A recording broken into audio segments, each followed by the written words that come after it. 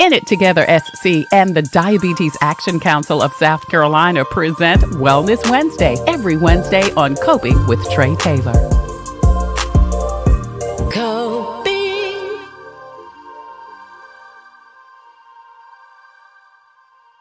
Today we are talking about poisons and poison control.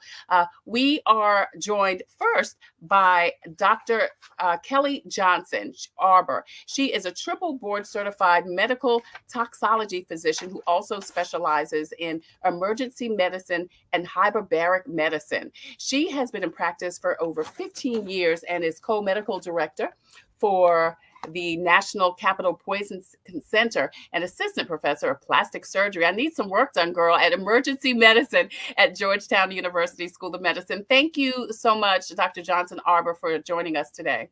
Oh, thanks for having me here today, Trey. This is awesome. Oh, awesome. Thank you. So listen, like I said in the beginning, we think of poisons as like bleach and poison, more common known poisons. But tell us, what are poisons? What is poisonous to our system?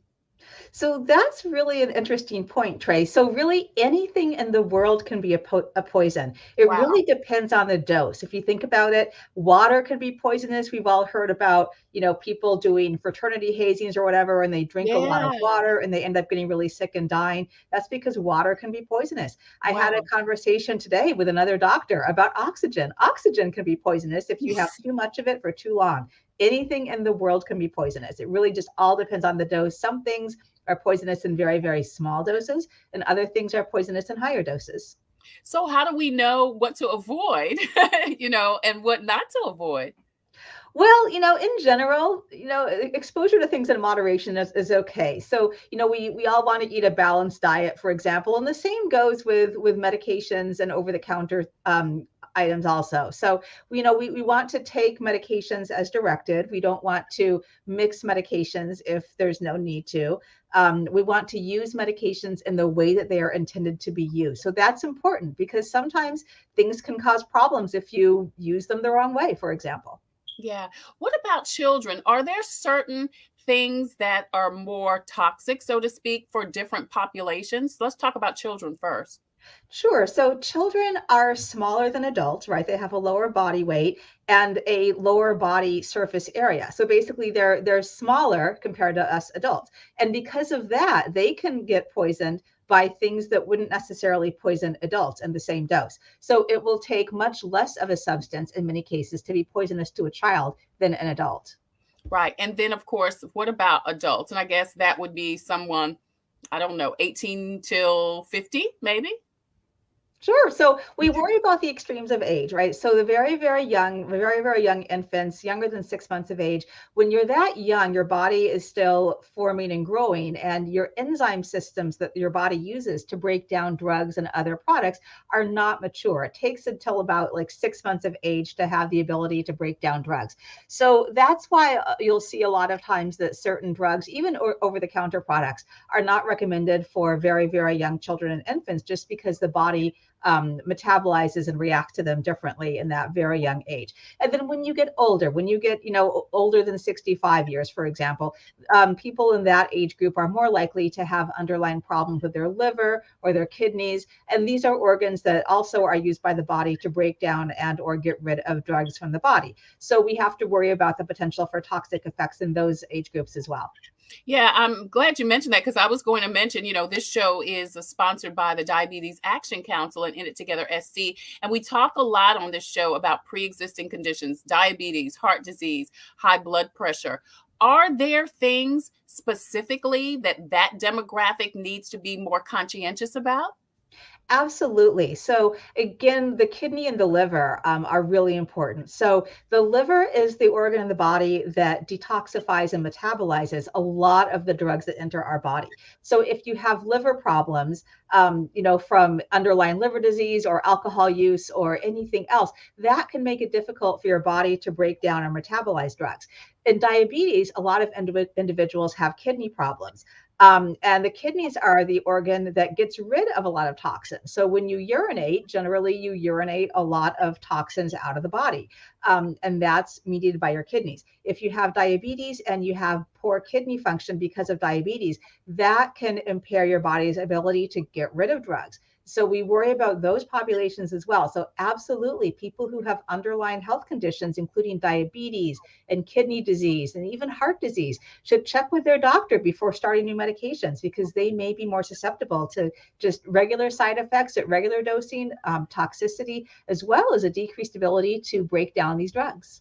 Yeah, we are talking to Dr. Kelly Johnson-Arbor. She's a triple board certified medical toxicology physician specializing in emergency medicine and hyperbaric medicine. And you are watching Wellness Wednesday from In It Together SC and the Diabetes Advisory Council. I'm Tre Tailor. And listen, Dr. Johnson, I want to ask you too about certain medicines, because, you mentioned something that I want to get back to as far as our waste material cleansing out our body.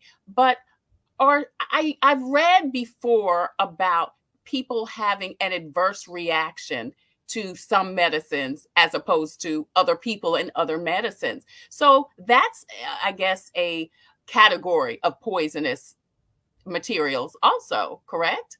Right. So some people can have just these random adverse reactions that other people do not have. So there can be very rare hypersensitivity reactions. These are that's a fancy name for an allergic reaction, and those can happen after using a lot of drugs. So like sulfa drugs, like Bactrim, are known for causing hypersensitivity reactions, and a lot of other drugs can do that as well. And then within the population, there are some people that just have, for whatever reason, a lower ability to metabolize drugs. And so you may know somebody, for example, who can't drink alcohol because they get really, really flushed, or they get really, really sick after just having one or two drinks. And those are people, and frequently, that just have a problem metabolizing the alcohol, and the toxins can build up in their body and really have adverse effects. So yeah, it's something that people may not know. 10 or 15 years ago, we were giving codeine a lot of times to children after tonsillectomies, and then children started dying. And we realized that that was because some children have a problem metabolizing the codeine, and it builds up in their system, and it causes them to stop breathing, and they die. So because we just don't test children routinely for this problem, it's now recommended that we don't use codeine in children. But there certainly are adults that could have the same problem. So yeah, definitely people can have adverse reactions, and they may not even know that they're susceptible to them. This is so fascinating because, again, like I said at the beginning, I think our minds are conditioned to believe poisons are a certain thing, but poisons could be anything, as you're saying now. It could be poisonous, and what can be poisonous to one may not be poisonous to somebody else. Absolutely. You're completely right about that. Yeah, and I'm not even a doctor.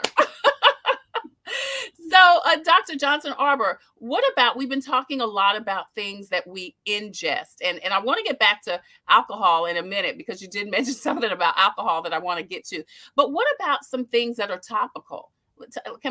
Poison ivy is the first thing, that comes to mind. But I tell you, I bought a bracelet the other day, and it was $5, okay? But I noticed that all of a sudden my arm started breaking out like the third time I wore it. So let's talk a little bit about topical things that may be poisonous to us. Sure. So I want to start out first just by talking about allergic reactions. So there's different types of allergic reactions. If you get stung by a bee, right, it's really, really painful. It happens right away. You might get some swelling. You might, in really severe cases, have trouble breathing. That's a traditional allergic reaction that occurs immediately after you get exposed to some poison, like a bee sting. Right. But you can also have delayed reactions. And that's what happens when you wear that cheap costume jewelry, like the $5 bracelet. Now, I know this stuff is super cute and we love it. And you go into Target and you see it in the dollar section. You're like, oh, I have to have that bracelet. It's so cute. The problem with that jewelry is that the jewelry that is less expensive is typically made from nickel. And a large percentage of the population has a sensitivity to nickel. And once you wear it, your body starts to react. And after a couple of days of wearing it, you break out in a rash. And that's probably exactly what happened to you. In Yes. medicine, we call this a delayed type hypersensitivity reaction. And it just, just means that your body just doesn't like nickel. And again, a lot of us, including myself, have that same reaction. So if you're somebody who reacts to jewelry that in that way, you don't want to wear the cheap jewelry. You want to like keep it as far away from your body as you can. Now it's Right. interesting because you can have it in your body. Like you could have something that's nickel implanted in you and it won't cause the same reaction necessarily, but when it's on your skin, it causes that itching and that rash and that redness. It's really irritating.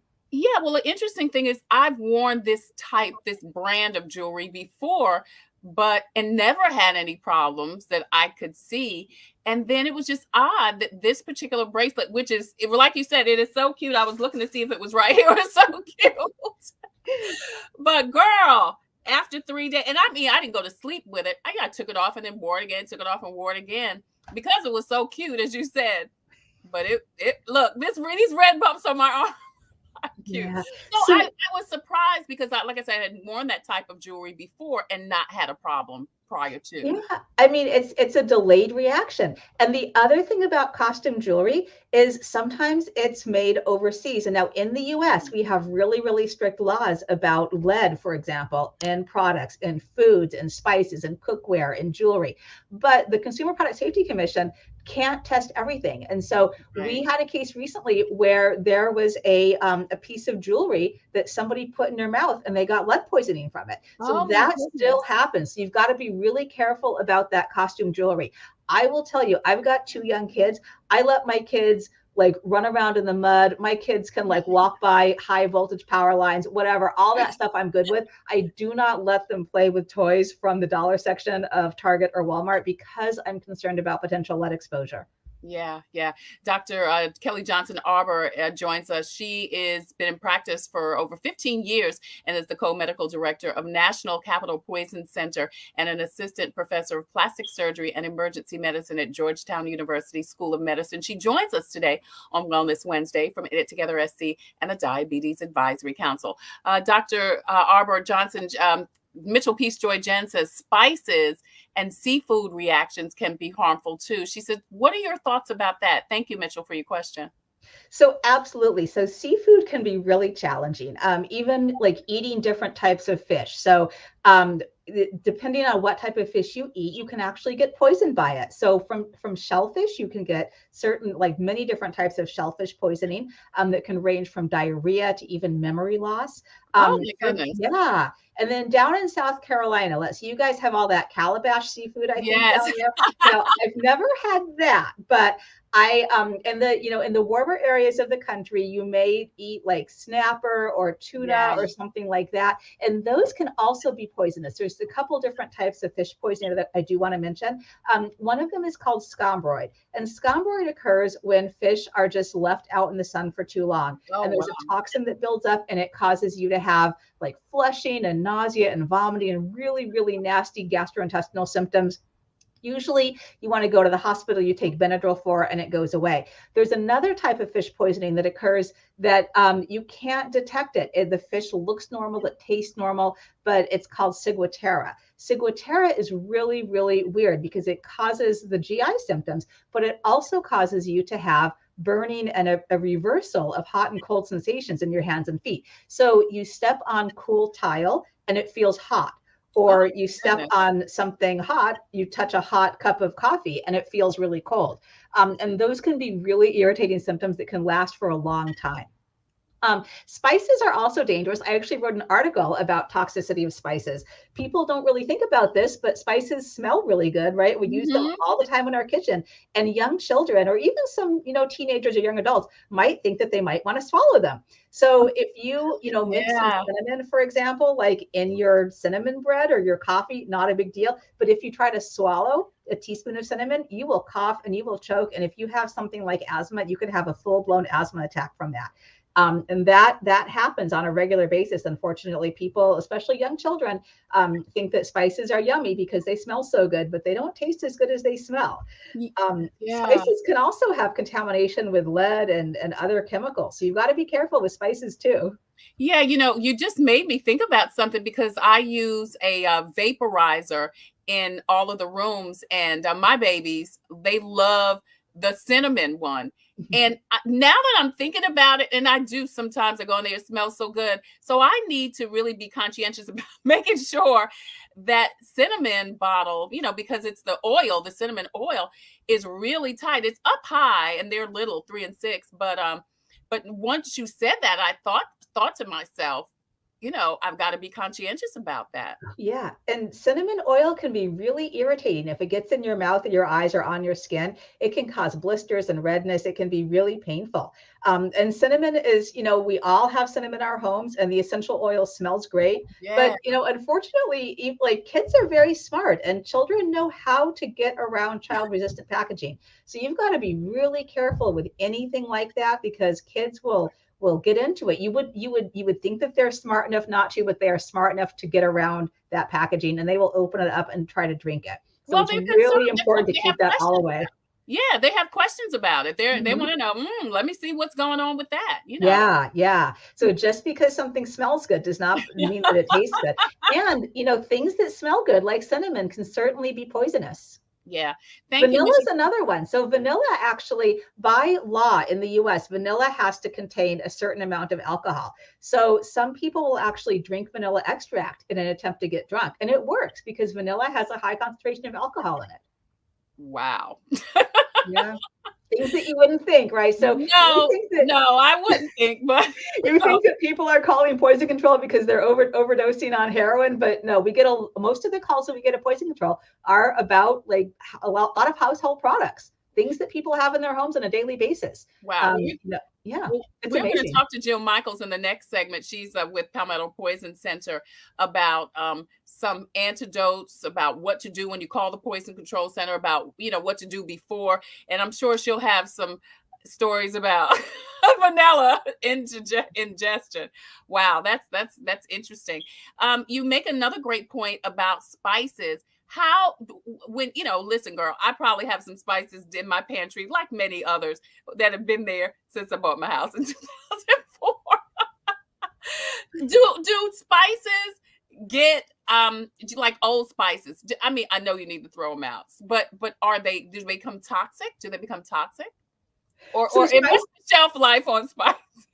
Okay, so I recommend, Trey, that you go to your house and look at the expiration date on those spice bottles, because they will go bad over time, right? Because they're very potent, and they're what we use to give flavors and odors to foods. And so you don't want to be putting old spices in your foods. It's not going to taste good or smell good. Yeah. But the poisonous quality of spices will stay the same no matter how old they are. A lot of the poisonous qualities come from just the irritation effects. If you get cinnamon powder into your lungs, that can be really, really dangerous, and it can cause permanent effects in your lungs. Right. So make sure, look, Dr. Johnson just said a big thing: expiration dates, Trey. Expiration dates, everybody. Check your expiration dates. Don't be so slack. Absolutely. Dr. Kelly Johnson-Arbor joins us today on Wellness Wednesday from In It Together SC and the Diabetes Action Council. We're talking about poisons, but listen, we've been talking about some everyday things that we may not think in our mind as poison, but actually are. Two more things I want to ask you about, Dr. Johnson, before you leave. We talked a little bit about this, alcohol. You mentioned that sometimes alcohol can be poisonous, so to speak, to certain people.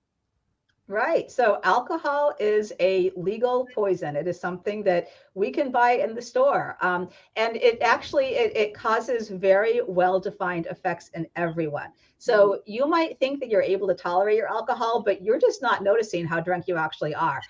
We have very, very reputable, very good studies from the automotive industry about the effects of alcohol on the human brain.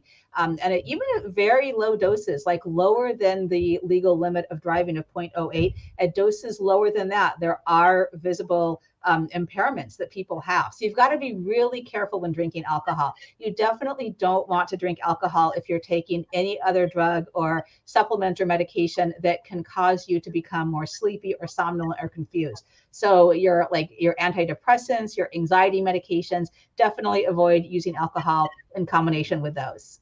Yeah. And then, of course, some of the things we commonly know, it's as isopropyl, rubbing alcohol, peroxide, bleach, things of that sort.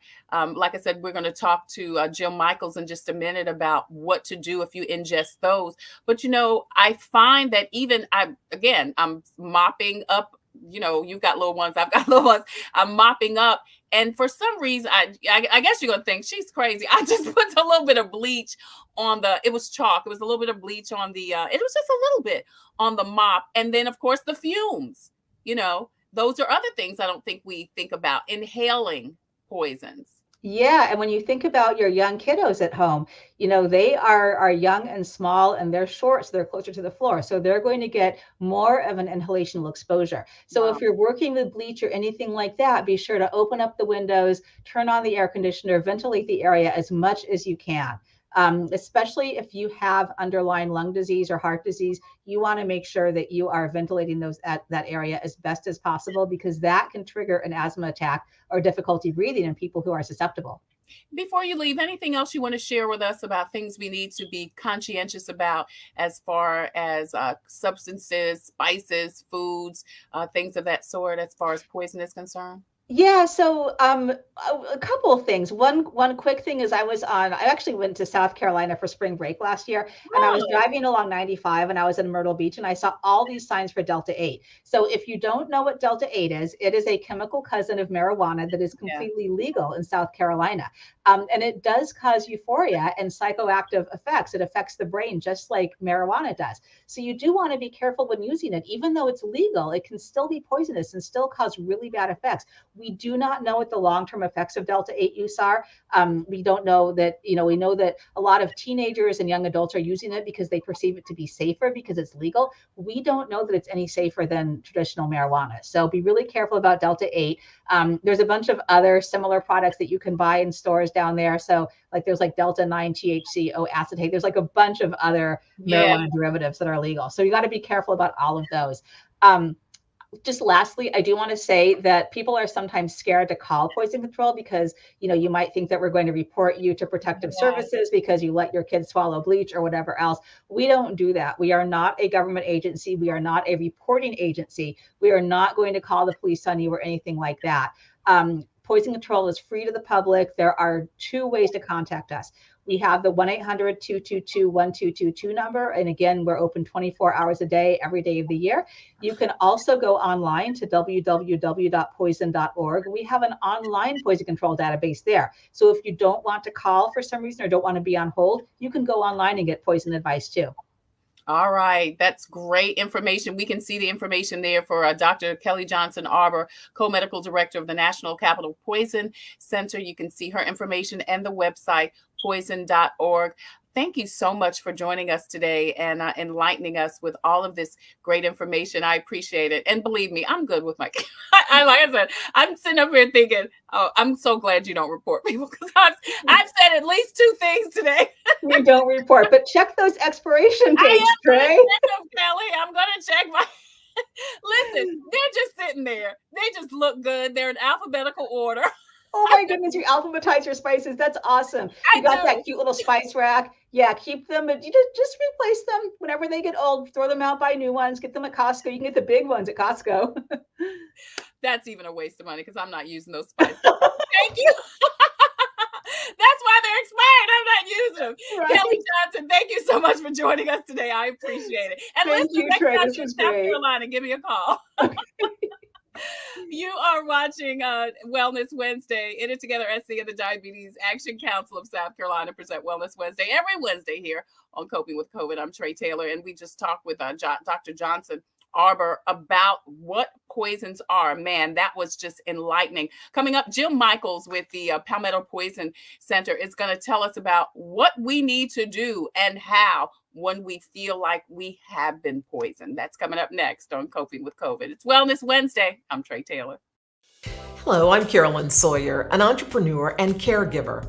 Part of taking care of your health is knowing if you're at risk of type 2 diabetes. Prediabetes is serious and puts you at risk for developing type 2 diabetes. Up to 90% of South Carolinians who have it don't know they have it. Visit inittogethersc.org. Take an online test to find out your risk and join a diabetes prevention program.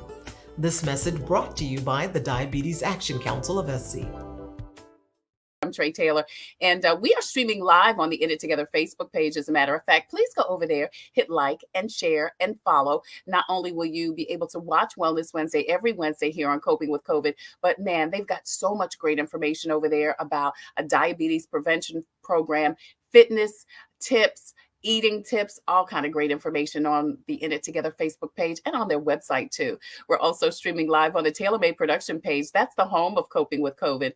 Please go over there. Again, hit like and share and follow. Get notifications as to when we go live every Wednesday for Coping with COVID at 2 p.m. Eastern Standard Time. And then Coping with Tre Tailor airs Thursday and Friday at 2 p.m. Eastern Standard Time. And then, of course, Fun Day Monday with George Wallace. He's been under the weather the last couple of months, but he's going to join us really soon again. We're also streaming live on YouTube. Please go over there, hit the subscribe button, and check out all of the previous shows, and check us out on Instagram and also on Twitter. We are talking today about poison control. We just had a fascinating conversation with Dr. Kelly Johnson-Arbor with the Georgetown University School of Medicine. And she told us about some things that I didn't realize, and maybe you didn't either, about what poisons actually are. Well, we're joined now by Dr. Jill Michels. She's a pharmacist and board certified in clinical toxology. She's the managing director of the Palmetto Poison Center and a clinical associate professor at the College of Pharmacy at the University of South Carolina. Hey, Jill, thank you so much for joining us today. Sure, looking forward to it.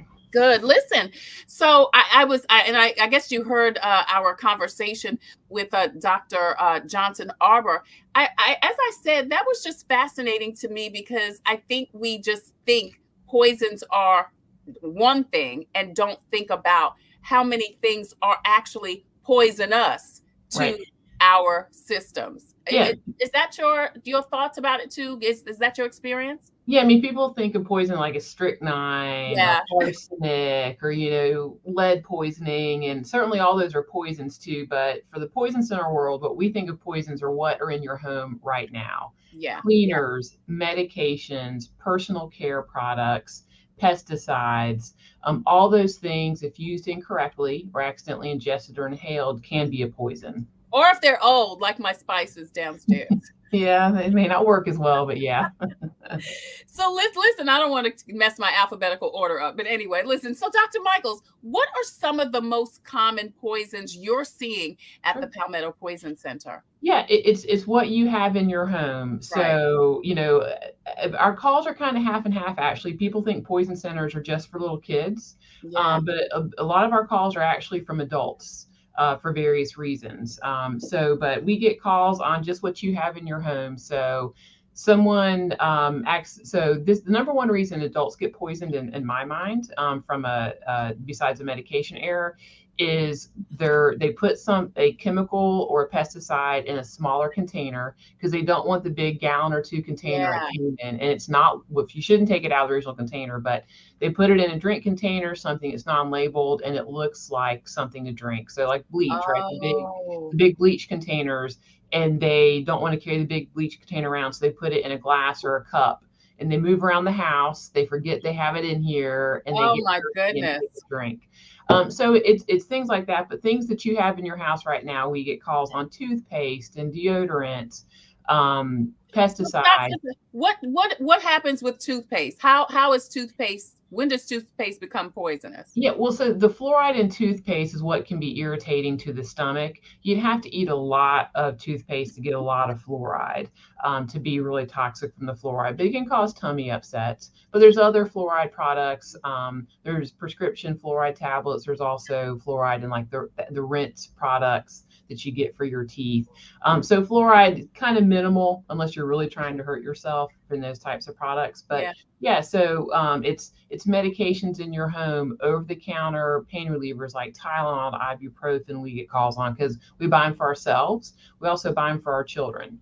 And we also get this time of year a lot of Claritin, Benadryl, Zyrtec calls because people are having seasonal allergies and they're going to have those medications in their home. And so are they taking too many, Dr. Michels, or is somebody taking them mistakenly? Yeah, it can be, I took my dose last night. I was taking my regular medications in the morning and I accidentally grabbed that bottle and took it as well. Oh, I yeah. had that call this morning, but then again, leaving it out on the counter and forgetting little 2-year-olds or busybodies and leaving the medication bottles out accidentally for the kids to get into, that's a typical scenario as well. Jill Michels is a pharmacist, board certified in clinical toxicology. She's the managing director of the Palmetto Poison Center and a clinical associate professor at the College of Pharmacy at the University of South Carolina. I'm Tre Tailor. You're watching Wellness Wednesday on Coping with COVID from the Diabetes Action Council and In It Together SC. We're talking about poisons, and right now we're talking with Dr. Michels about what to do. So, all right, so this happens. How do you know that, oh, I need to call the poison center? I mean, what's happening? It's just because you took it, or are you having some kind of reaction? Well, we don't want you to wait for symptoms to occur, because sometimes if you wait for symptoms, it can be too late, unfortunately. Yeah. So if you think you've accidentally taken a double dose of your medication, or you've taken accidentally someone else's medication, or you got the bug spray accidentally sprayed back in your eye, you're using the bleach in the bathroom, you talked about the heavy fumes and you're having some irritation, call us right away. That's what we're here for. People are sometimes embarrassed when they call about something and say, oh, you're going to be okay. It's okay for you to watch at home. Like, well, I'm sorry I wasted your time. You did not waste my time. I'm here for this. That's what I'm here for, to tell you, because we need to tease out the things that are okay versus, like you talked about, or the things that doesn't take much to be toxic. Yeah. We want to make sure you call us, because then we will refer you in for medical care. So any question, if you think something's been used inappropriately, like a medication or a pesticide, a cleaner, call us. I mean, that's what we're here for. Yeah. So do you call you instead of 911? So if you forget our number, or you're afraid to look it up, that's fine. What you say, I want to talk to poison control, they can transfer you immediately to us, so they can do that as well. Or they sometimes, when they find out some poisoning, they will transfer the caller to us anyway, if they knew not to call us. But every poison center in the U.S. has one phone number, 1-800-222-1222. So it's easy to find us online, but if you're in California, you call that number, you get the closest poison center. So that's what's great about it. And we're open 24/7. Right. So someone is always going to answer your question. And when you call, you're talking to nurses and pharmacists and sometimes physicians who are trained in toxicology. They're there to answer your questions specifically about what you're calling about. Right. The Palmetto Poison Center, as Dr. Michels says, is an emergency hotline that provides information and treatment advice for poisonings. And as she said, it's staffed by nurses and pharmacists. And the center is open 24 hours a day. So once you call, what happens next? Sure. Yeah, we're going to get some information, because we're providing medical information for you. We're going to get some information back. So that's for your safety and mine. Again, it's confidential. We do not contact anybody. Accidents happen. I sometimes tell people, they're upset, and I'm like, listen, you're my third ibuprofen call today. Yeah. You're not, you're not special. You're not special. This happens all the time. Don't worry about it. You're not a bad parent, because people get, they feel guilty and they shouldn't. But when they call, we're going to ask for your name or your child's name, or whoever the patient is, so we know who they're calling about. We're going to get your phone number. So if we need to make a call back to you, we can contact you back, and we're going to get your zip code. And that's for purposes for us to know where our calls are coming from, if we need to do any type of education in an area, or to know where there's a problem going on. But that's the minimum of information we're going to get. That's all. That's for your safety and ours. And then we're going to ask you the name of the poison. So is it the medication you took a double dose of? So what's the medication name? What's the milligrams? If it's a cleaner like Lysol, which Lysol is it? Is it the bathroom cleaner? Have whatever substance in your hand, because we're going to be asking you these questions. Right. And then we're going to ask, how long has it been since this happened? So is it 5 days ago or 5 minutes ago? Right. Talk about things a little differently.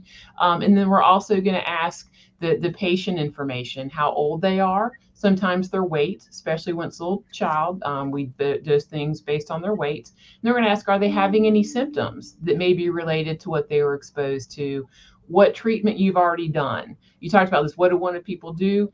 Keep the patient calm. make sure they're breathing, have a clear, open airway.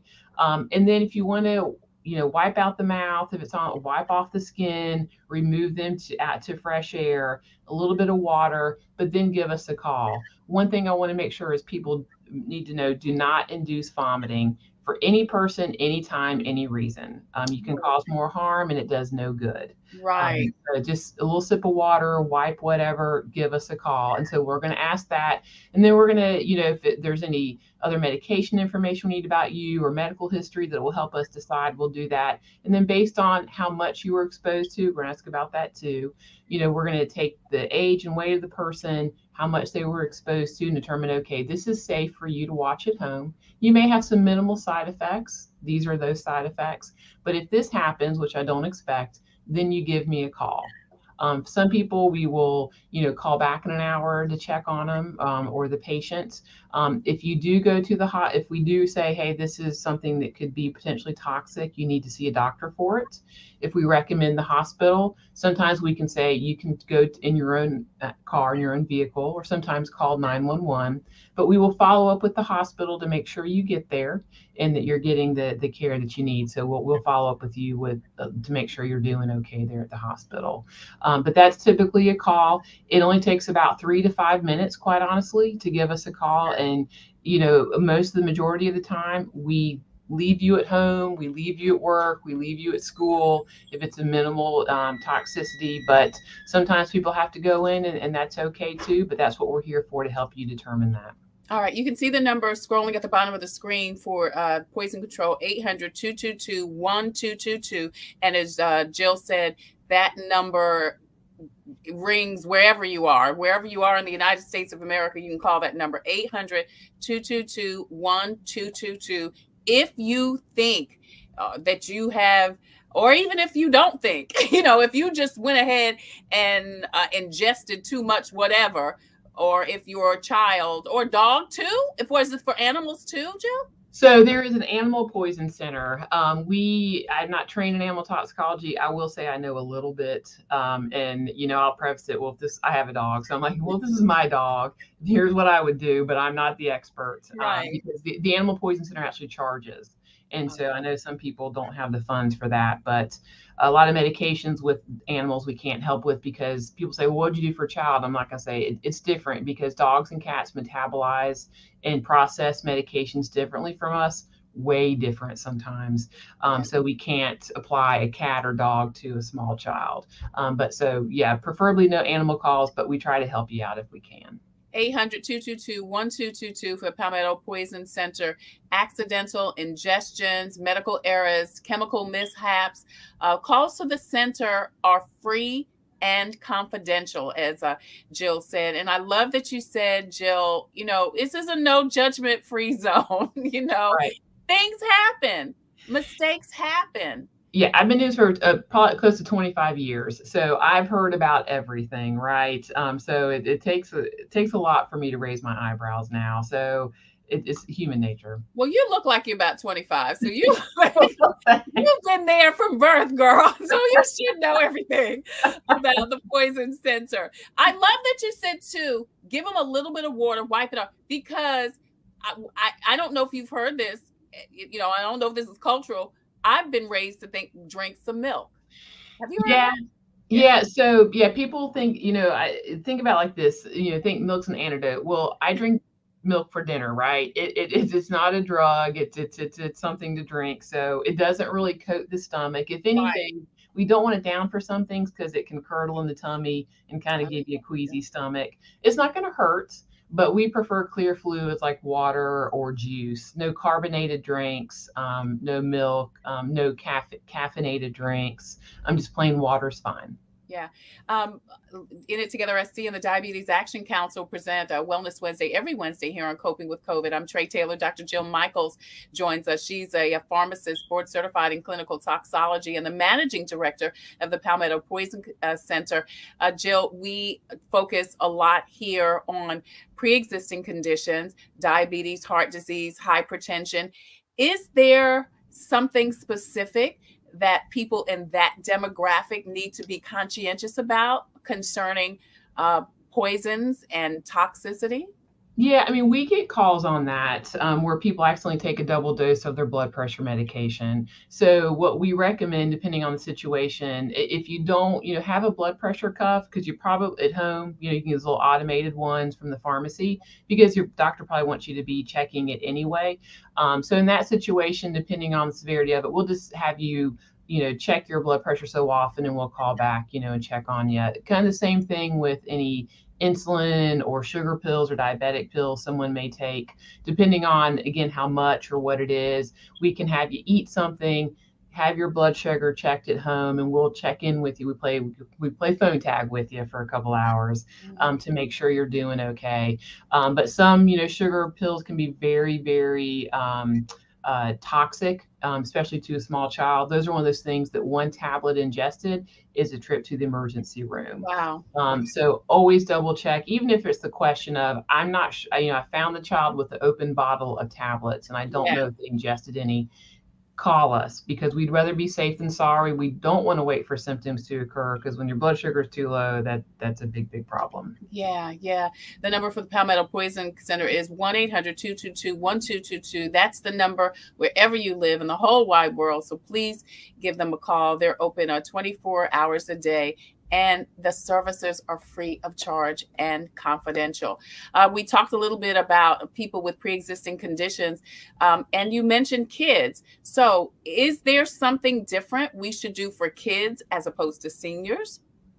No, about the same. It's all going to be based on, for kids, a lot of times their weight with the medication. That's how they're dosed, based on weight. So that's how we'll assess it. If they get into a medication, number one, do children take the medication? So if we have a dose for a child, we can see, okay, if they were on it, would this be the same normal dose they would be on? Or is it way beyond what would be a healthy normal dose for them? But if they're not, if it's not, a lot of drugs are not prescribed for children.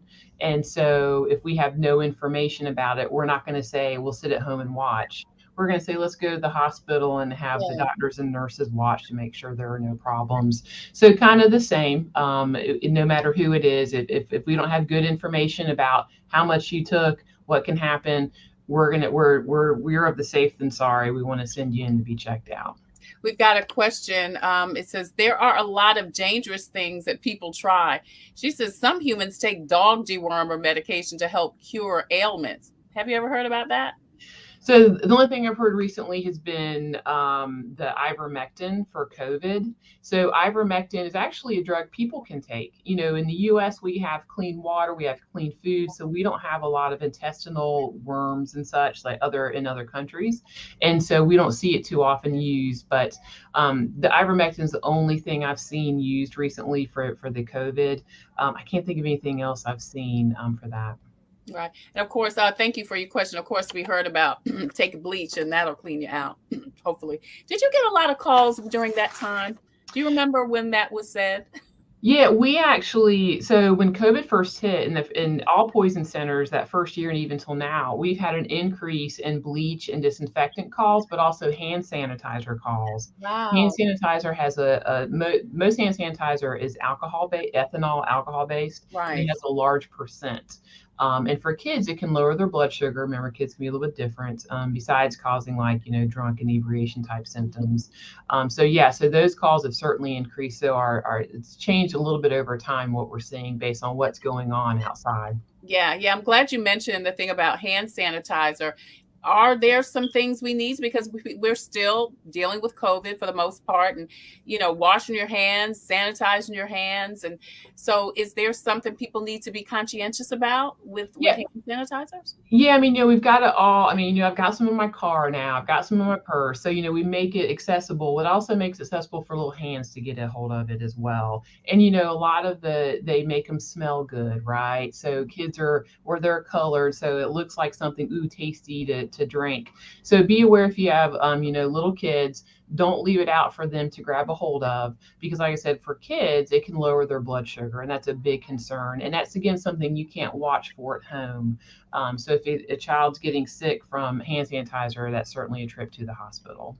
Dr. Jill Michels is a pharmacist and managing director of the Palmetto Poison Center. It's an emergency hotline that provides information and treatment advice for poisonings, and it's staffed by nurses and pharmacists. This center operates 24 hours a day, and all services are free of charge and confidential. Call 1-800-222-1222, 1-800-222-1222, wherever you live in the United States.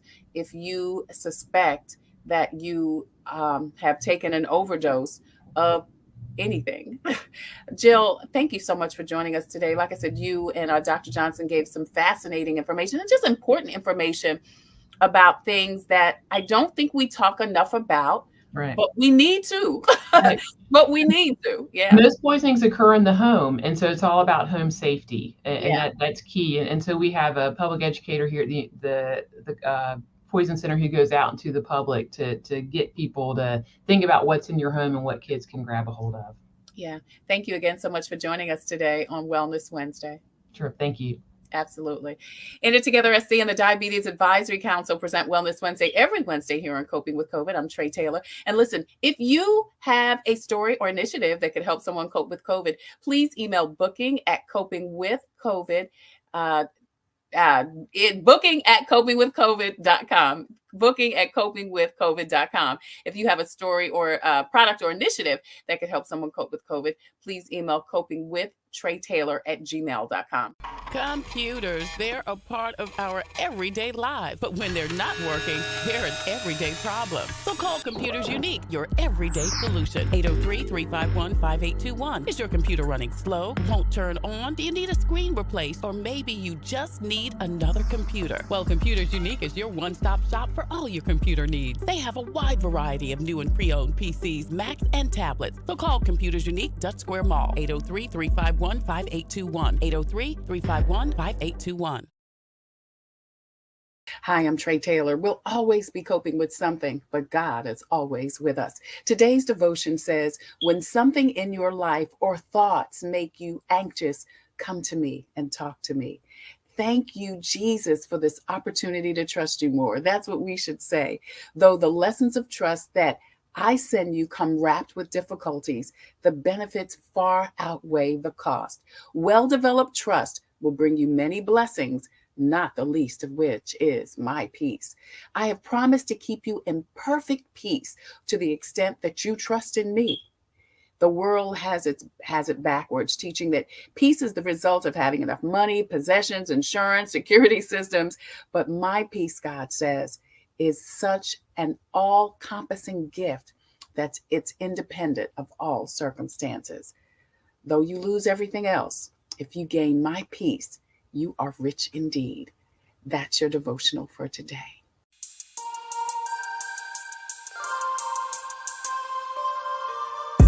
Coping, find peace of mind to survive through whatever.